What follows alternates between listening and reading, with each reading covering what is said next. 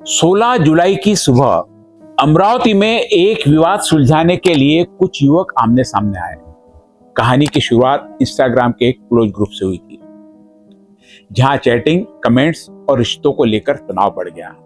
बातचीत शुरू हुई, लेकिन सिगरेट का धुआं आफाक के चेहरे पर छोड़े जाने के बाद माहौल बदल गया। थप्पड़ पड़े, फोन घुमाए गए, साथी और कथित हथियार बुलाए गए और कुछ ही मिनटों में विवाद हत्या तक पहुंच गया। यह किसी फिल्म की कहानी नहीं, बल्कि अमरावती में घटी एक सच्ची घटना है। मैं हूं डॉक्टर चंदू सोजतिया और आप देख रहे हैं सिटी चैनल।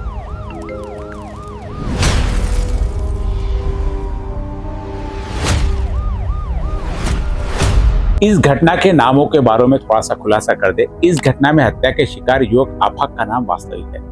इसके अलावा इस रिपोर्ट में उपयोग किए गए अन्य सभी नाम काल्पनिक और परिवर्तित है। इस पूरे घटनाक्रम को समझने के लिए पात्रों के आपसी संबंध जानना जरूरी है। दीपक, अंजलि और अयान के बीच कथित प्रेम त्रिकोण था। अंजलि दीपक की गर्लफ्रेंड बताई गई, जबकि अयान की उससे इंस्टाग्राम पर बातचीत होती थी। अयान मृतक आफाक का छोटा भाई है। इशिका इन सभी की कॉमन फ्रेंड थी, जो दोनों पक्षों के बीच विवाद सुलझाने के लिए मध्यस्थ की भूमिका निभा रही थी। वहीं रोहित, मानव और ऋषभ दीपक के दोस्त बताए गए हैं। आइए समझते हैं कि आफाक की हत्या आखिर कैसे हुई। अमरावती में 16 जुलाई की सुबह हुई शेख आफाक शेख अकील की हत्या ने पूरे शहर को झकझोर दिया। पहली नजर में यह मामला इंस्टाग्राम पर हुई बातचीत और प्रेम संबंध से शुरू हुआ और एक सामान्य विवाद दिखाई देता है।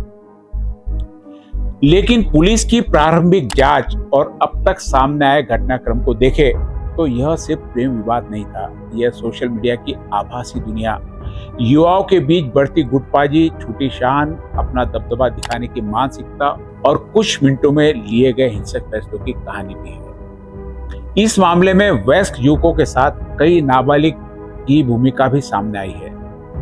आइए शुरुआत से समझते कि आखिर उस सुबह क्या हुआ और बातचीत से समाप्त हो सकने वाला एक विवाद हत्या तक कैसे पहुंच गया। पुलिस की प्रारंभिक जांच और अब तक सामने आए घटनाक्रम के अनुसार विवाद की शुरुआत नाबालिग अयान, नाबालिग दीपक और अंजलि के बीच हुई। बताया जा रहा है कि इन युवाओं का एक इंस्टाग्राम पर एक क्लोज ग्रुप था, जिसमें करीब 250 से अधिक सदस्य जुड़े हुए थे। इसी ग्रुप के माध्यम से चैटिंग, कमेंट्स और आपसी बातचीत का सिलसिला शुरू हुआ था। बताया जा रहा है कि अंजलि और दीपक के बीच प्रेम संबंध था। इसी दौरान अय्या और अंजलि के इंस्टाग्राम होने वाली बातचीत और कमेंट्स को लेकर दीपक को आपत्ति हुई। सोशल मीडिया पर शुरू हुई बातचीत धीरे धीरे दोनों पक्षों के बीच तनाव का कारण बन गई। इस पूरे मामले में इशिका, जो सभी की कॉमन फ्रेंड थी, ने दोनों पक्षों के बीच मध्यस्थता कर विवाद समाप्त करने का प्रयास किया, लेकिन मामला शांत होने के बजाय लगातार बढ़ता चला गया। आखिरकार तय हुआ कि दोनों पक्ष आमने सामने बैठकर बातचीत करेंगे और विवाद का समाधान निकालेंगे।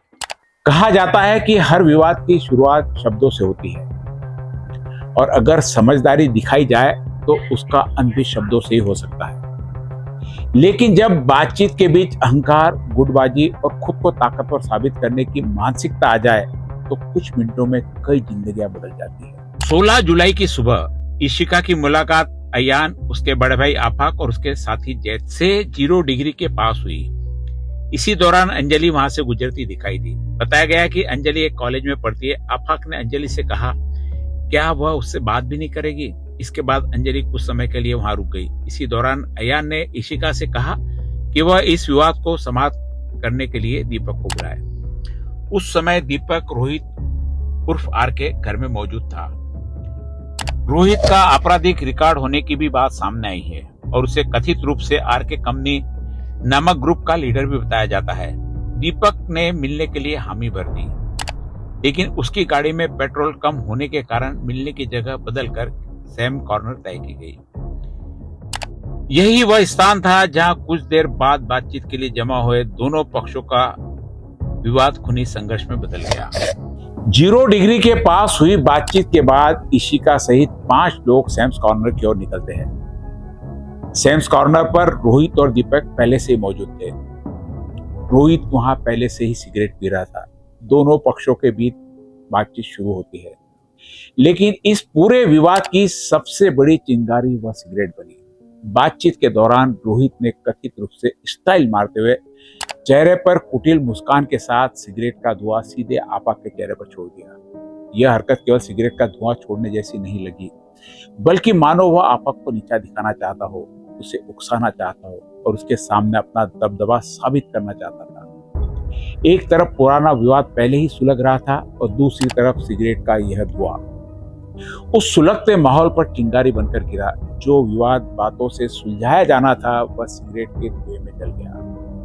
धुआं चेहरे पर पड़ते ही आफाक का गुस्सा सातवें आसमान पर पहुंच गया। उसने अपना आपा खो दिया और रोहित तथा दीपक को एक एक थप्पड़ जड़ दिया।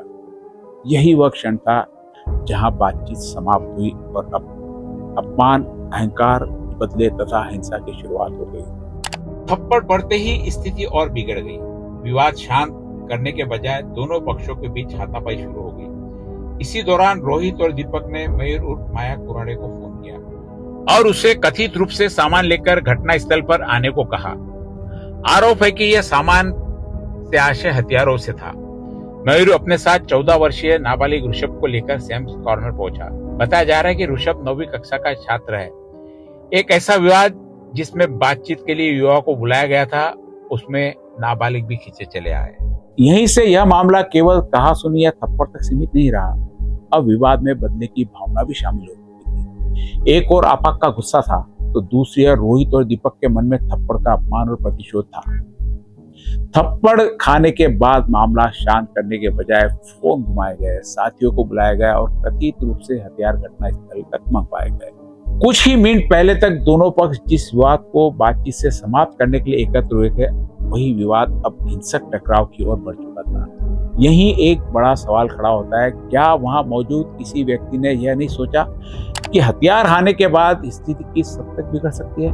क्या किसी ने पुलिस को फोन करने का प्रयास नहीं किया? क्या किसी ने परिवार के वरिष्ठ सदस्यों को बुलाकर मामले को शांत कराने की कोशिश नहीं की? लेकिन तब तक गुस्सा समझदारी पर भारी पड़ चुका था। एक थप्पड़ का बदला लेने के लिए लिया गया हिंसक फैसला कुछ ही क्षणों में एक युवक की हत्या और कई युवाओं के भविष्य की बर्बादी में बदलने वाला था। पुलिस की प्रारंभिक जांच और अब तक सामने आई जानकारी के अनुसार मयूर कथित रूप से हथियार लेकर पहुंचा। बताया गया कि मयूर ने अपने साथ लाए हथियार रोहित को सौंप दिए। इसके बाद रोहित ने आफाक पर धारदार हथियार से हमला कर दिया। आफाक ने वार से बचने के लिए अपना हाथ आगे किया, जिससे उसका हाथ गंभीर रूप से कट गया। लेकिन घटनाक्रम से संकेत मिलता है कि हमला केवल हाथ पर चोट पहुंचाने तक सीमित नहीं था। आरोप है कि हमला जान लेने के इरादे से किया गया। आफाक ने खुद को बचाने का प्रयास किया, लेकिन हमलावरों ने उस पर हमला जारी रखा। कुछ ही मिनटों पहले तक जो युवक अपने छोटे भाई के विवाद में उसका पक्ष रखने का मामला सुलझाने के लिए वहां आया था, अब वही कुछ देर बाद खून से लथपथ जमीन पर पड़ा था।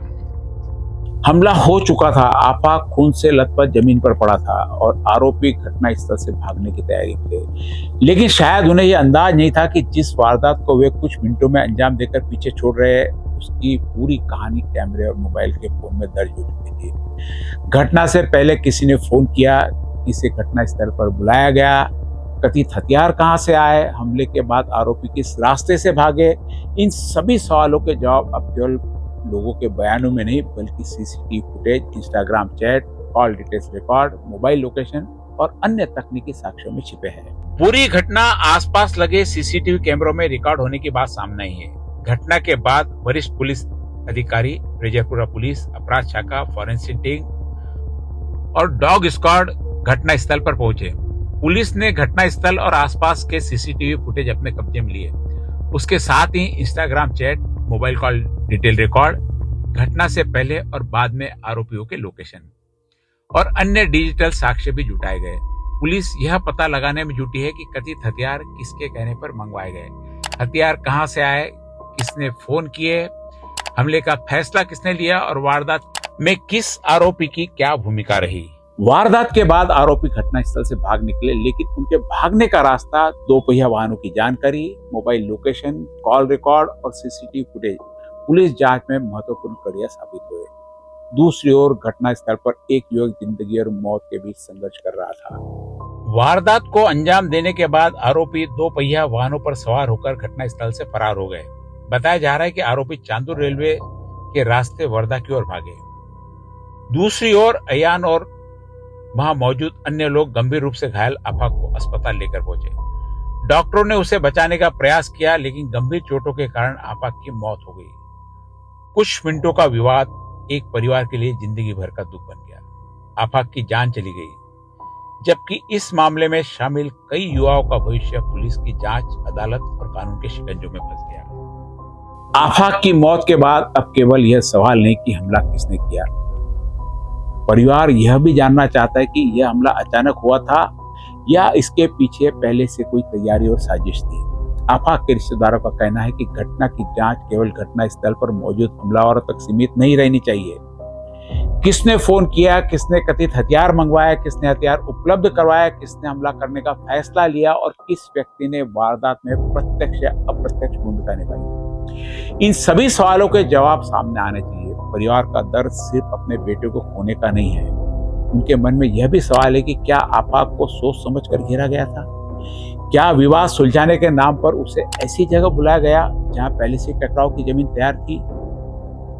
परिवार की मांग है कि इस मामले की हर कड़ी को जोड़कर निष्पक्ष जांच करे और दोषी पाए जाने वाले प्रत्येक व्यक्ति को कड़ी से कड़ी सजा दिलाए। हालांकि साजिश से जुड़े आरोपों की पुष्टि पुलिस जांच और अदालत में प्रस्तुत साक्ष्यों के बाद ही हो सकेगी। आफाक की मौत के बाद सिटी न्यूज ने उसके रिश्तेदारों से बात की तो परिवार ने पूरे मामले की गहराई से जांच करने की मांग की। आफाक की खाला का आरोप है कि यह केवल अचानक हुई कहासुनी नहीं थी, बल्कि आफाक को घेर कर मारने की एक सोची समझी साजिश हो सकती है। मेरी गवर्नमेंट से यही गुजारिश है कि इस केस को निष्पक्षता से इसकी जांच की जाए। इसको जो मामूली विवाद जो बताया जा रहा है, ये मामूली विवाद नहीं है, ये एक प्री प्लानिंग साजिश है। पहले तो उन लोगों को माइनर बताया गया, जबकि वो माइनर नहीं है। जो किलर आया था, बाहर से बुलाया गया वो किलर। अगर मामूली विवाद हो तो हमारा बच्चा तो वो जो झगड़ा था मामूली, उसको सुलझाने के लिए गया था ना। और वो जो किलर है, उनके जो उसकी जो जड़ें हैं, वो जिस ग्रुप से जुड़ा है उस ग्रुप तक के पहुंचना चाहिए पुलिस ने। उस पर कई केसेस हैं, हमारे बच्चे पर तो एक भी केस नहीं है, कोई झगड़ा नहीं, कोई लड़ाई नहीं, कुछ भी नहीं। इसलिए मेरी गवर्नमेंट से यही अपील है और इंडियन कॉन्स्टिट्यूशन पे पूरा विश्वास है, पूरा भरोसा है कि वो इस केस की एक निष्पक्ष एक समिति गठित करके उस समिति के जरिए इस केस को पूरी तरह से इसकी जांच की जाए और जो भी क्रिमिनल है उसमें उनको कड़ी से कड़ी सजा दी जाए।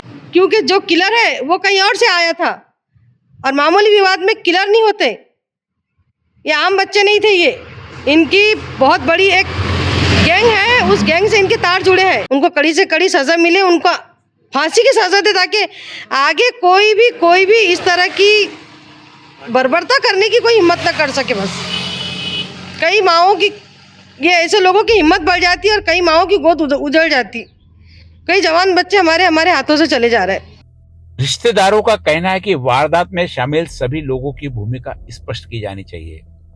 परिवार ने दोषी पाए जाने वाले आरोपियों को कानून के अनुसार कड़ी से कड़ी सजा देने की मांग की है। अब पुलिस के सामने यह जांच का विषय है कि हमला अचानक गुस्से में हुआ या इसके पीछे पहले से कोई योजना बनाई थी। आफाक की मौत से केवल उसका परिवार ही नहीं बल्कि रिश्तेदार और आसपास के लोग भी गहरे सदमे में। एक तरफ परिवार अपने बेटों को खोने के दर्द में है तो दूसरी तरफ उनके मन में घटना को लेकर कई सवाल है। वहीं आरोपी के पक्ष के परिवार भी इस बात को स्वीकार नहीं कर पा रहे कि उनके बच्चे हत्या जैसे गंभीर मामलों में आरोपी बनकर सामने आएंगे। इस एक घटना ने दोनों पक्षों के परिवार की जिंदगी बदल दी। आफाक के पिता का कहना है कि उनका बेटा इस तरह के विवादों, गुटबाजी या आपराधिक गतिविधियों में शामिल नहीं रहता था। वह कपड़ों की एक दुकान के लिए मॉडलिंग का काम करता था और अधिकतर अपने काम में व्यस्त रहता था। मेरा बच्चा एक तो शांत स्वभाव का था और वो पढ़ा लिखा था, पढ़ रहा था, उसने ये कामों में रहता नहीं था। वो अब दोस्त के साथ जाने के बाद उसने यानी उसका बिना कारण हुआ, उसका कोई उसमें रोल नहीं था, कुछ नहीं था। उन्होंने प्रशासन से मामले में शामिल वयस्क आरोपियों की तस्वीरें सार्वजनिक करने की मांग की है। प्रशासन बोल रहे हैं कि भाई अटैक कर लिए ना, उनके कोई फोटो कलर में ना और कुछ आधार कार्ड ना, पूरा एड्रेस पता, बस ये पूरा पेपर में आना चाहिए। मैं प्रशासन से यही बात विनती कर, कहीं ना कहीं आरोपियों की जो आइडेंटिटी है वो पब्लिश होना चाहिए। हाँ, पब्लिश होना चाहिए पूरी, यानी कलर फोटो के साथ एड्रेस वगैरह सब। हालांकि नाबालग की पहचान और तस्वीरें कानून के अनुसार सार्वजनिक नहीं की जा सकती। आफाक के परिवार, रिश्तेदार और पड़ोसी ने पूरे मामले की निष्पक्ष और कठोर जांच की मांग की है। भाई ऐसा था, हमारे साथ ही रहता, दिन से दिन वहाँ गली में ही रहता था, कहीं उसको कोई शौक नहीं, कोई बात का शौक नहीं था। वहीं सिटी न्यूज ने आरोपी पक्ष के परिवारों से भी बात करने का प्रयास किया। उनका कहना था कि उन्होंने कभी कल्पना भी नहीं की थी कि उनके बच्चे किसी ऐसे गंभीर घटना में शामिल हो सकते हैं। एक तरफ आफाक का परिवार अपना बेटा खो चुका है, तो दूसरी तरफ आरोपी पक्ष के परिवार अपने बच्चों के भविष्य, पुलिस कार्रवाई और अदालत की प्रक्रिया को लेकर सदमे में है। घटना में किसकी क्या भूमिका रही, इसका निर्णय पुलिस जांच और न्यायालय के प्रस्तुत साक्ष्यों के आधार पर ही होगा। यह घटना केवल पुलिस जांच या अदालत के फैसले तक सीमित नहीं है, यह प्रत्येक माता पिता और परिवार के लिए एक गंभीर चेतावनी है। आज समय रहते बच्चों की गतिविधियों पर ध्यान देना बेहद जरूरी हो गया है। आज का बच्चा वास्तविक दुनिया से अधिक इंस्टाग्राम की दुनिया में जी रहा है। सिर्फ 12 से 14 साल की उम्र और उसके हाथ में स्मार्टफोन आ जाता है और वही इंस्टाग्राम की गलियों में घंटों घूमता रहता है। लेकिन सवाल यह है कि उस डिजिटल दुनिया में उसके साथ कौन चल रहा है। बच्चा किससे बात कर रहा है, किस ग्रुप में जुड़ा है, किस तरह की चैट कर रहा है, किसे अपना दोस्त मान रहा है और किन लोगों से प्रभावित हो रहा है। अक्सर परिवार को इसकी जानकारी ही नहीं होती। धीरे धीरे ऑनलाइन दोस्ती, कमेंट्स, रील, फॉलोअर्स और ग्रुप की वाही उसके लिए वास्तविक जीवन से ज्यादा महत्वपूर्ण बन जाती है। यही से छोटी उम्र में प्रेम संबंध, झूठी प्रतिष्ठा, गुटबाजी, दबदबा दिखाने की मानसिकता और बदला लेने जैसी सोच जन्म लेने लगती है। इसलिए केवल बच्चों को स्मार्टफोन देना पर्याप्त नहीं है, उनके डिजिटल व्यवहार पर नजर रखना भी उतना ही जरूरी है। माता पिता बच्चों से खुलकर संवाद करना होगा, उनके दोस्तों और संगत को जानना होगा और समय रहते यह पहचानना होगा कि बच्चा कहीं गलत दिशा में तो नहीं जा रहा। यह पूरी घटना कई लोगों को गैंगस्टर फिल्मों और वेब सीरीज की याद दिलाती है, जहां किसी ग्रुप से जुड़े व्यक्ति की गर्लफ्रेंड से कोई दूसरा युवक बात करे, कमेंट करे या उसकी ओर देखे तो उसका जवाब बातचीत से नहीं बल्कि हिंसा से दिया जाता है। लेकिन फिल्म और वास्तविक जिंदगी में बहुत बड़ा अंतर होता है। फिल्म में किरदार हथियार उठाता है, लोग तालियां बजाते हैं और कहानी कुछ मिनटों में समाप्त हो जाती है। लेकिन वास्तविक जीवन में हिंसा का एक प्रस्ताव कई परिवारों को जिंदगी भर की सजा दे जाता है। इस घटना की शुरुआत भी एक युवती से इंस्टाग्राम पर बातचीत को लेकर हुई। फिर एक पक्ष ने दूसरे पक्ष को बातचीत बंद करने के लिए कहा। इसके बाद यह मामला दोस्तों और कथित ग्रुप से जुड़े युवकों तक पहुंच गया। आज का युवा कई बार स्थिति की गंभीरता को समझना ही नहीं चाहता। उसे लगता है कि उसके पीछे उसके दोस्त है, सोशल मीडिया के फॉलोअर्स है, उसका ग्रुप है, इसलिए वह सबसे ताकतवर है। यही से छोटी बात प्रतिष्ठा का प्रश्न बन जाती है और झूठी प्रतिष्ठा की यही लड़ाई कभी कभी हत्या जैसे गंभीर अपराध में बदल जाती है। इस मामले को लेकर एक सामाजिक कार्यकर्ता ने भी साजिश की आशंका की जांच की मांग की है। उन्होंने मामले की सुनवाई फास्ट ट्रैक कोर्ट में कराने की और वरिष्ठ अधिवक्ता उज्जवल निकम के माध्यम से मुकदमा लड़वाने की बात कही है। हालांकि इन मांगों और आरोपों का अंतिम निर्णय संबंधित प्रशासनिक और न्यायिक प्रक्रिया के अनुसार ही होगा। आफाक हत्याकांड की जो पैरवी है वो जनाब उज्जवल निकम साहब करे और आफाक हत्याकांड के केस को फास्ट ट्रैक कोर्ट में चलाया जाए। दूसरी मेरी मांग ये है कि परिवार में एक अकेला सदस्य आफाक, जिनके परिवार की स्थिति जो है, आर्थिक स्थिति जो है बहुत ही दयनीय है, वो अकेला बच्चा कमाने वाला था, बहुत नहायत ही शरीफ बच्चा था और उसके साथ में ऐसा हुआ है, उसकी हत्या कर दी गई है, बड़े बेरहमी से हत्या कर दी गई है। तो हम ये चाहेंगे कि जितना जल्दी हो सके, जितना जल्दी संभव हो सके, सरकार आफाक के परिवार को तुरंत आर्थिक सहायता पहुंचाए। लेकिन यहाँ यह एक बात स्पष्ट करना भी जरूरी है, किसी अपराध के लिए केवल इंस्टाग्राम, सोशल मीडिया, फिल्मों या वेब सीरीज जिम्मेदार नहीं ठहराया जा सकता। अपराध करने की जिम्मेदारी उस व्यक्ति की होती है जो हथियार उठाता है, जो हिंसा का रास्ता चुनता है और जो गुस्से में किसी की जिंदगी समाप्त करने का फैसला करता है। लेकिन यह घटना समाज के सामने कई गंभीर सवाल छोड़ती है। क्या माता पिता अपने बच्चे की ऑनलाइन गतिविधियों से परिचित है? क्या हम जानते हैं कि हमारे बच्चे किन सोशल मीडिया ग्रुपों में जुड़े हैं? क्या हमें यह समझने का प्रयास करते हैं कि उनके दोस्त कौन हैं, उनकी सोच को कौन प्रभावित कर रहा है और छोटी उम्र में उनके भीतर गुस्सा तथा बदले की भावना क्यों बढ़ रही है? आफाक अब इस दुनिया में नहीं है।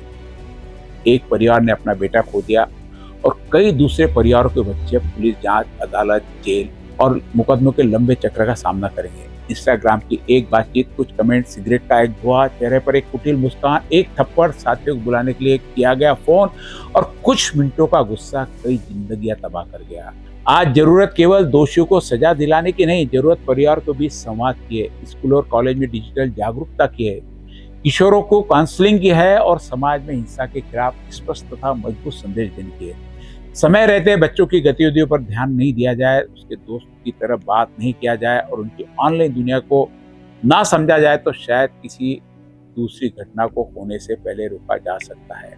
सवाल सिर्फ इतना नहीं, क्या हम इस घटना से कोई सबक लेंगे या अगली घटना होने तक फिर सब कुछ भूल जाएंगे। मैं हूं डॉक्टर चंदू सोजतिया और देखते रहिए आप सिटी न्यूज़ चैनल।